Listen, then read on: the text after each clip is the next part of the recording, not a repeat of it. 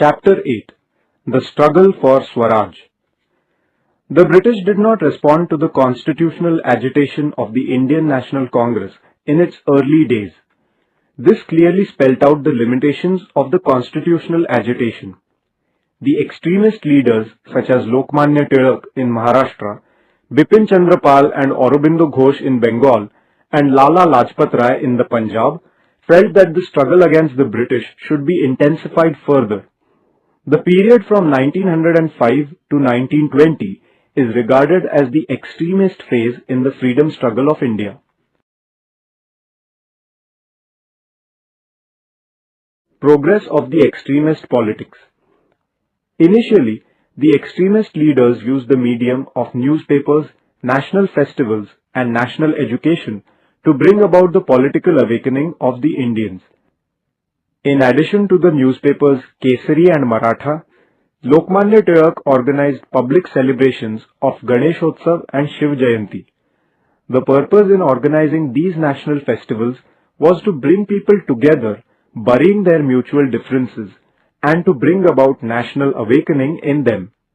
In those days, efforts were made through the Ganeshotsav programs to bring about political awakening of the people. Lokmanya Tilak put emphasis on making the people active in this regard. He wrote the Gita Rahasya with a view to explaining this Karma Yoga while he was in jail at Mandalay. The extremist leaders founded educational institutes in order to sow the seeds of nationalism in society. The purpose behind national education was to awaken a sense of pride for one's motherland. During the extremist phase, the national movement acquired a wider base. The extremist leaders were also successful in inculcating political ideas among the working class.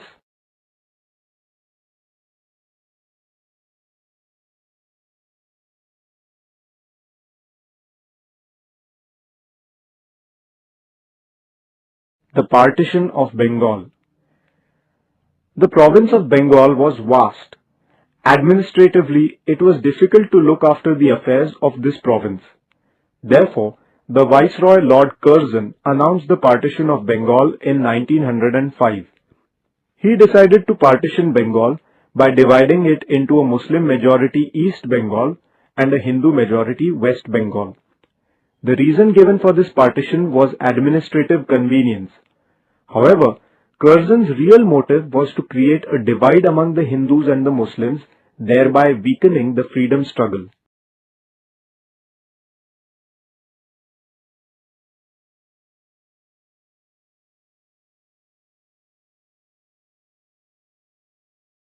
The anti-partition movement.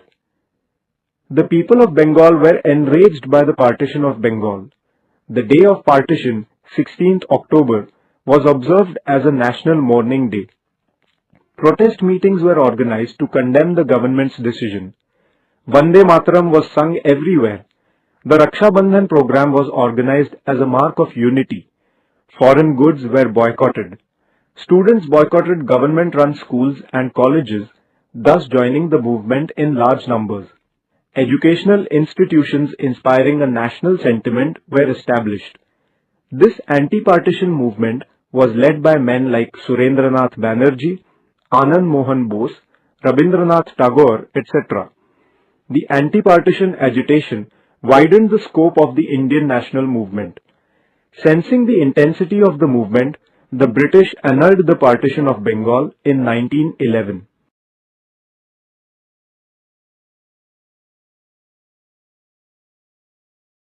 Servants of India Society. Gopal Krishna Gokhale founded the Servants of India Society in 1905. Through the society, he aimed at arousing patriotism and thereby inculcating selflessness among the people. He also aimed at creating harmony by eradicating religious and caste differences. The society was founded also for the spread of education.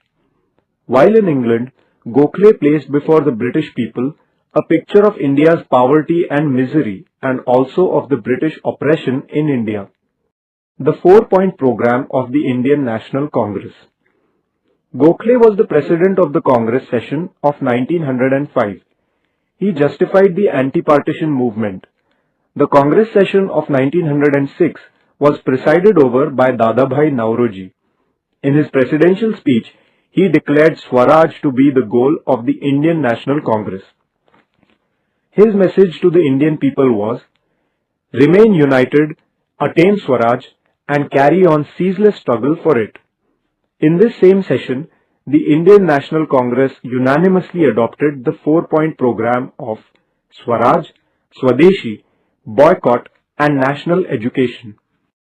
Differences between the moderates and the extremists. Differences had begun to arise in the Indian National Congress as to how to deal with the oppressive and unjust policies of the British. One group was of the opinion that even though the British had not fulfilled the demands of the National Congress, the Congress should carry on its work within the limits of law. They were known as the moderates. The other group thought that the British government would not pay heed to mere appeals or petitions. They wanted to intensify the struggle, to take it to the common people, to awaken the masses politically, to secure their participation in the national movement, and to force the government to bow before public opinion. People in this group were called extremists. The moderates laid the foundation of the struggle for independence, and the extremists took the movement further. The Surat Session. These differences in the Indian National Congress reached a climax during the session of the Congress held at Surat in 1907. The moderates wanted to bypass the resolutions on Swadeshi and boycott. The extremists wanted to thwart this attempt of the moderates. This led to increasing tension at the session. It became impossible to arrive at a compromise. At last, the Indian National Congress split. The oppressive policy of the British.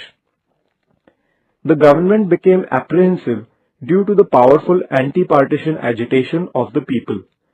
In order to check the agitation, the government resorted to the policy of oppression. Acts were passed to ban public meetings. Those who violated the law were punished severely. Even school-going children were caned. Many restrictions were put on newspapers.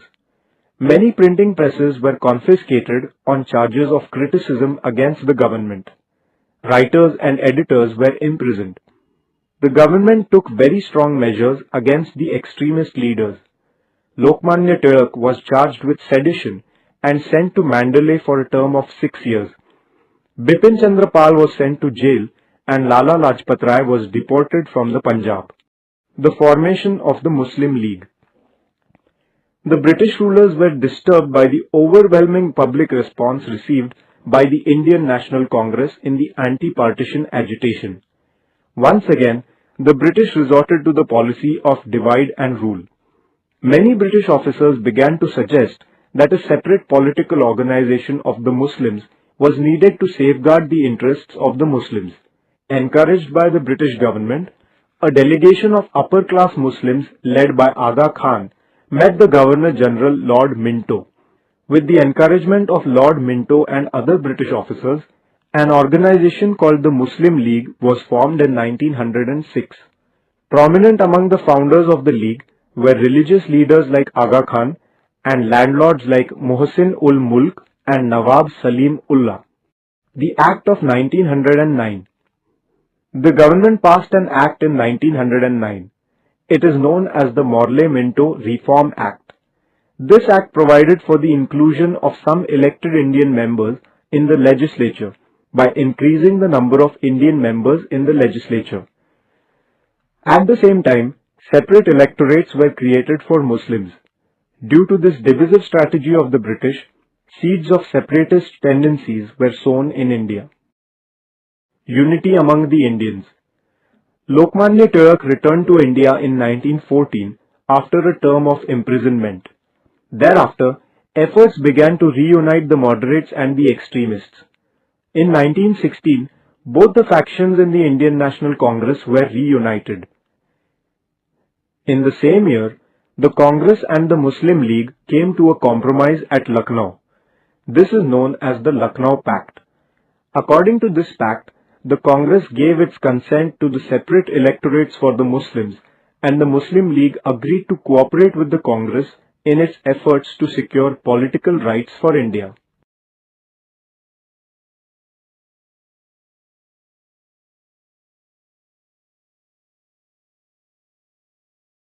The Home Rule Movement. The First World War in Europe broke out in August 1914. This war affected India also. The prices of items of daily need began to rise. The government imposed many restrictions on the citizens. Therefore, the discontent among the Indians began to grow. It was in these circumstances that Dr. Annie Besant and Lokmanya Tilak started the Home Rule movement. Home rule means self-rule, managing our own affairs ourselves. A Home Rule movement had been launched in Ireland against colonialism.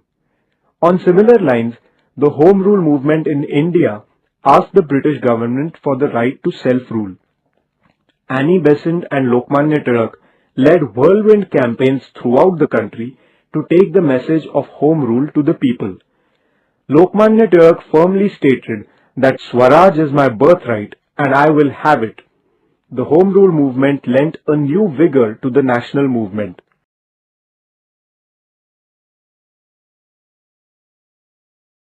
The Declaration of 1917.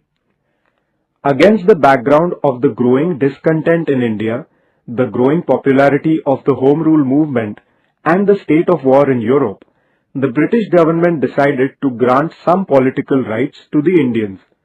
Montague, the British Secretary of State for India, declared in 1917 that Britain would grant India, in a gradual manner, the right to self-rule and a responsible government. Lokmanya Tilak declared that if the British government thus showed sympathy and a considerate attitude towards the Indian demands, the Indians also would cooperate with the government. This policy of Lokmanya Tilak is called responsive cooperation. In 1919, the British Parliament passed an act with a view introducing constitutional reforms. This act is known as the Montague-Chelmsford Act.